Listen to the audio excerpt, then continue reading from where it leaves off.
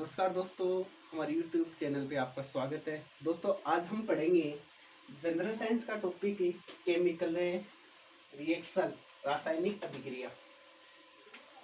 तो देखो दोस्तों, केमिकल रिएक्शन पढ़ने से पहले हमें कुछ बातों का विशेष ध्यान होना चाहिए। उससे पहले अपने दो चीजें आती है, एक आता है क्रियाकारक।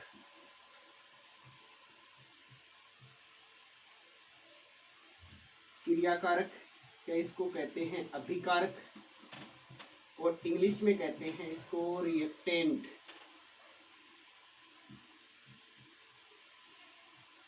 रिएक्टेंट और दूसरा आता है अपने पास क्रियाफल, या जिसको कहा जाता है दूसरा नाम उत्पाद या प्रोडक्ट। देखो दोस्तों, सबसे पहले मैं आपको बताऊं क्रियाकारक क्या होता है। देखो, नाम से स्पष्ट है कि जो क्रिया करते हैं उनको कहा जाता है क्रियाकारक। समझ गए आप? जैसे मैं कह दूं कि कार्बन प्लस O2, ये दोनों आपस में करेंगे क्रिया, इसलिए इनका नाम क्या हो गया है? क्रियाकारक। और क्रियाकारक आपस में क्रिया करके जो नया पदार्थ बनाते हैं, यहाँ नया पदार्थ क्या बना? CO2। इस नए पदार्थ को कहा जाता है हमेशा क्या? उत्पाद। तो देखो, ये तो हो गया क्रियाकारक रिएक्टेंट, और ये हो गया प्रोडक्ट। अब मैंने ऊपर पर लिखा है रासायनिक अभिक्रिया।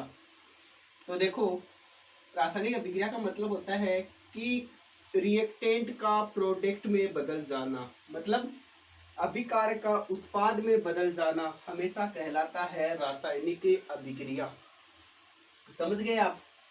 अब हम बात करेंगे इन रासायनिक अभिक्रियाओं के प्रकार की। तो अपने रासायनिक अभिक्रिया अलग अलग प्रकार की होती है। तो सबसे पहली रासायनिक अभिक्रिया आती है, वो आती है अपने संयोजन अभिक्रिया।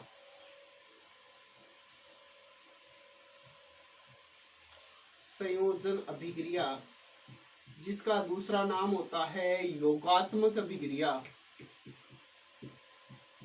योगात्मक अभिक्रिया, या इसे कहते हैं संयुग्मन अभिक्रिया। संयुग्मन अभिक्रिया, और इंग्लिश में कहा जाता है इसे एडिशन रिएक्शन। क्या कहा जाता है? Addition reaction.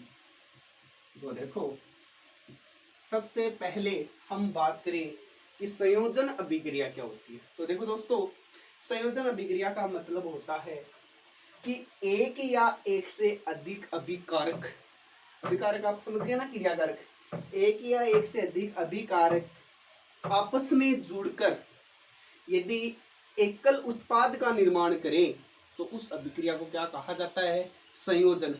इस अभिक्रिया की पहचान इतनी रखनी है आपको कि यहाँ अभिकारक से कितने भी हो, एक से अधिक हो, लेकिन यहाँ उत्पाद कितना होना चाहिए? सिर्फ उत्पाद कितना होना चाहिए अपने पास? एकल उत्पाद का ही निर्माण होना चाहिए।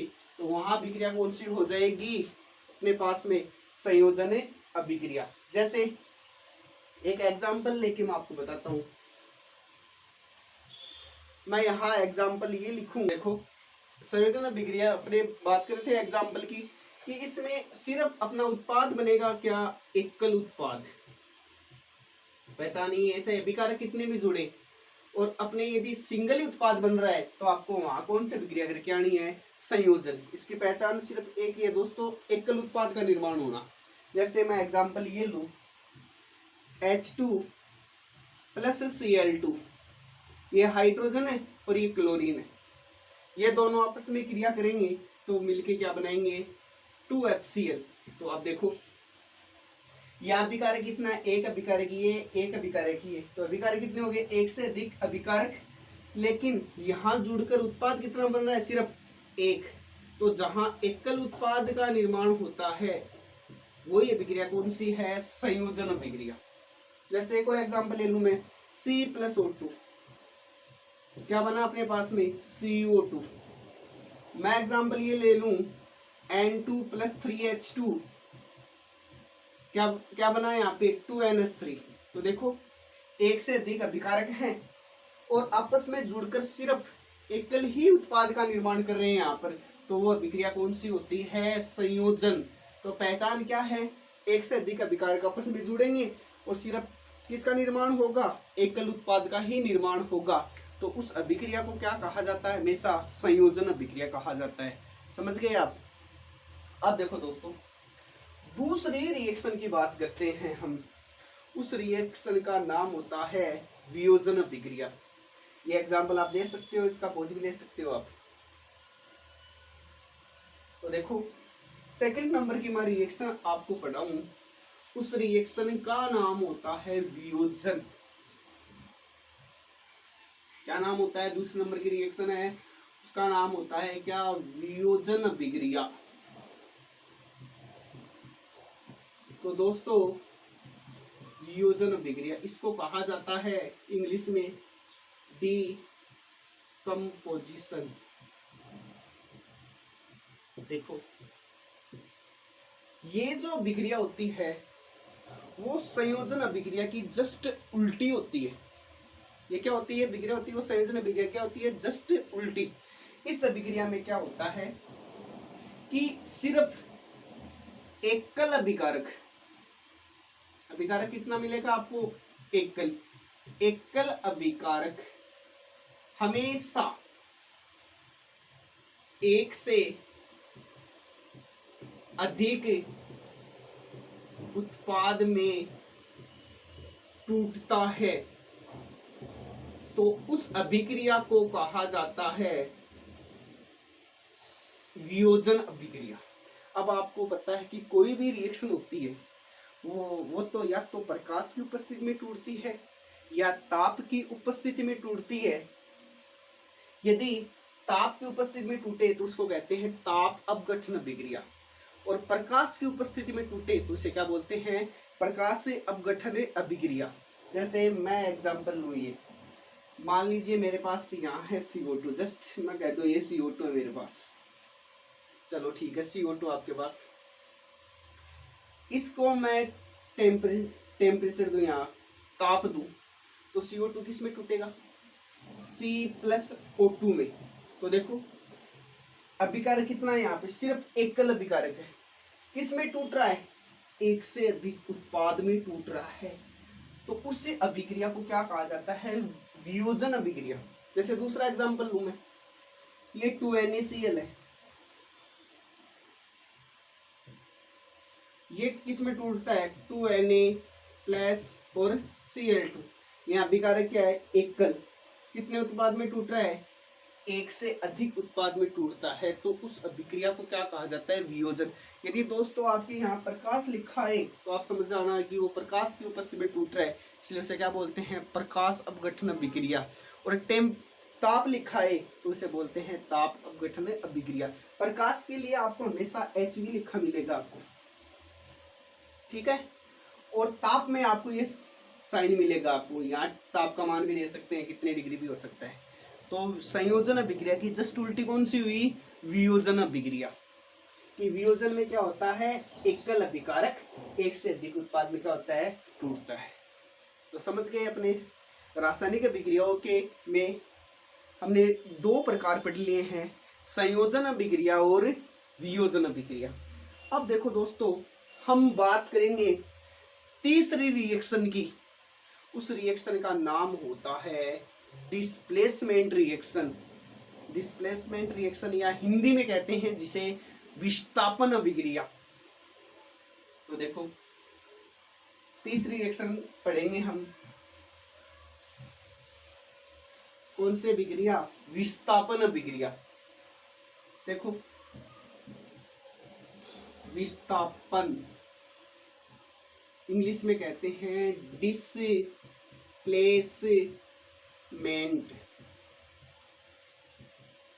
विस्थापन नाम से स्पष्ट है। विस्थापन मतलब किसी समूह के द्वारा हटाना, विस्थापित हो जाना, उसे क्या बोलते हैं? विस्थापन अभिक्रिया। देखो क्या होता है विस्थापन में कि किसी यौगिक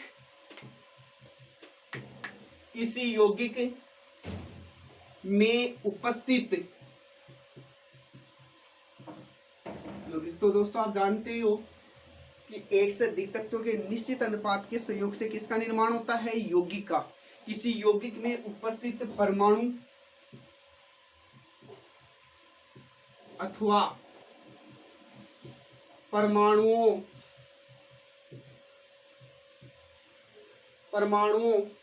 के समूह के स्थान पर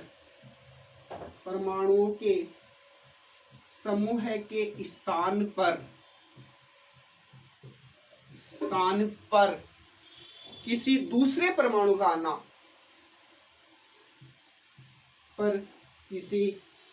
दूसरे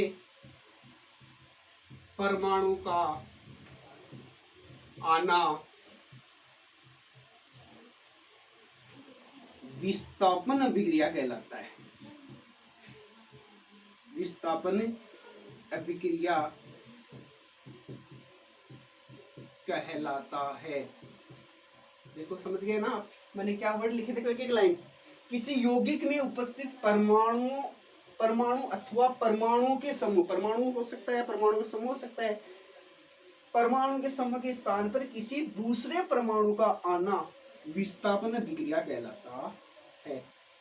जैसे एक एग्जांपल लूं, मान लीजिए आपके पास में कॉपर सल्फेट है, ठीक है, मैंने यहां ले लिया कॉपर सल्फेट। ये एक यौगिक ही है, तत्वों के निश्चित अनुपात के संयोग से इसका निर्माण होता है यौगिक का। कॉपर सल्फेट है, इस कॉपर सल्फेट के विलयन में मैं डालता हूं क्या? जिंक। तो जिंक क्या करेगा? इस कॉपर को क्या कर देगा? यहां से विस्थापित कर देगा और क्या बनाएगा? यहां से ZnSO4 + Cu। अब देखो ये यौगिक है, इसके ये समूह, इसने इस कॉपर को क्या कर दिया? जिंक ने इस कॉपर को क्या कर दिया? विस्थापित कर दिया, मतलब हटा दिया यहां से। तो दूसरे परमाणु का आना क्या कहलाता है? विस्थापन। अब एक माइंड में आपके एक क्वेश्चन आ रहा है कि सर जिंक ने कॉपर को विस्थापित क्यों किया? तो आपको बंधुओं पता है कि केमिस्ट्री के अंदर या अपने विज्ञान के अंदर जो धातु सबसे ज्यादा क्रियाशील होती है वह धातु कम क्रियाशील को क्या कर देती है? विस्थापित कर देती है। उसे ही क्या कहते हैं हम? विस्थापन अभिक्रिया। आपको पता है कि आप इसके लिए जब सक्रियता श्रेणी का अध्ययन करोगे, एक होती है अपने साइंस के अंदर सक्रियता श्रेणी, केमिकल सीरीज बोलते हैं इंग्लिश के अंदर जिसको, केमिकल सीरीज। जो धातु सबसे टॉप आती है, देखो धातुओं को उनकी क्रियाशीलता के आधार पर रखना क्या कहलाता है? सक्रियता श्रेणी कहलाता है। सक्रियता श्रेणी में जो धातु उच्च धातु क्रियाशील होती है वो निम्न धातु को क्या कर देती है? विस्थापित। जैसे मैं ये कह दूं कि मैं ऐसे लीना ने की रब से फरियाद, ये लिखा हुआ आपके, तो लिथियम धातु है वो ज्यादा क्रियाशील है, इसलिए वो किसको विस्थापित कर सकती है? सोडियम को। और सोडियम ज्यादा क्रियाशील है किससे? पोटेशियम से, इसलिए पोटेशियम को क्या कर सकती है? वो विस्थापित। ऐसे क्या होता है कि अपनी जिंक है वो क्रियाशील ज्यादा है, उसके नीचे कौन आता है? कॉपर। मान लीजिए मैं यहाँ पे लिख दूं कि जिंक है, इसके नीचे कौन आता है? कॉपर। अब ये जो जिंक है ये किसको कर सकता है विस्थापित? कॉपर को कर सकता है। इसलिए जो ज्यादा क्रियाशील धातु होती है वो कम क्रियाशील वाली को क्या कर देती है? विस्थापित कर देती है। उसे क्या बोलते हैं हम? विस्थापन अभिक्रिया। यदि दोस्तों आपको ये सक्रियता श्रेणी की सीरीज चाहिए आपको, तो कमेंट बॉक्स में जरूर लिखना, आपको उपलब्ध करवा दी जाएगी। इसलिए आज हमने दोस्तों सबसे पहले रासायनिक विक्रिया का प्रकार, रासायनिक विक्रिया की डेफिनेशन जानी है। उसके बाद में हमने आज रासायनिक विक्रियाओं के 3 प्रकार पढ़ लिए, संयोजन, उसके बाद में वियोजन, और तीसरा पढ़ा हमने क्या? डिस्प्लेसमेंट, विस्थापन अभिक्रिया। दोस्तों आज आपको ये टॉपिक कैसा लगा कमेंट बॉक्स में जरूर लिखिए। यदि आपको पसंद आए हमारे चैनल को सब्सक्राइब कीजिए, बेल आइकन को दबाइए ताकि अगले आपको नेक्स्ट वीडियो के लिए पहले से नोटिफिकेशन मिल सके। धन्यवाद। जय हिंद, जय भारत।